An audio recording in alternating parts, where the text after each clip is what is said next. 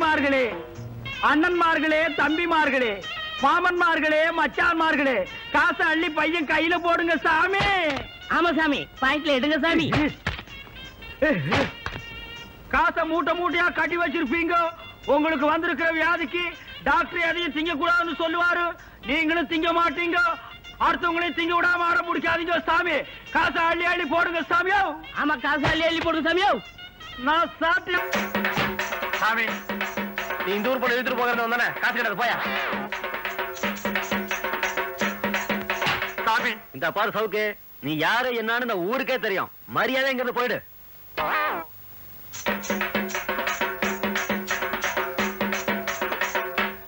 என்னடா எவனை கேட்டாலும் காசு போட மாட்டேங்கிறான்? அண்ணே, நீங்களே அடிச்சுக்கிட்ட காசு போட மாட்டாங்க அண்ணே. அவங்கள திருப்பி அடிச்சு பாருங்க, காசு தன்னால போடுவாங்க. அப்படியா?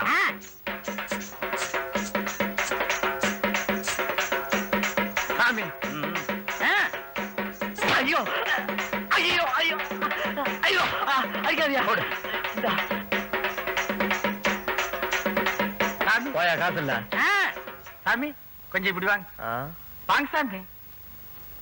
போயானா? ஐயோ, அடிக்காதியா.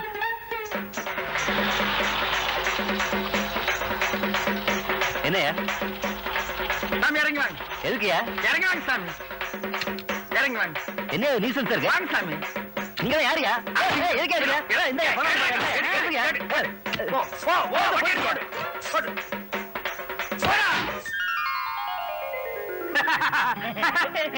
எதுக்கு இந்த நம்ம ஜாதிக்காரங்க எல்லாம் நல்லா கேட்டுக்குங்க.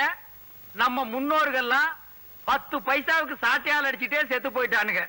அதே சாட்டையை திருப்பி அடி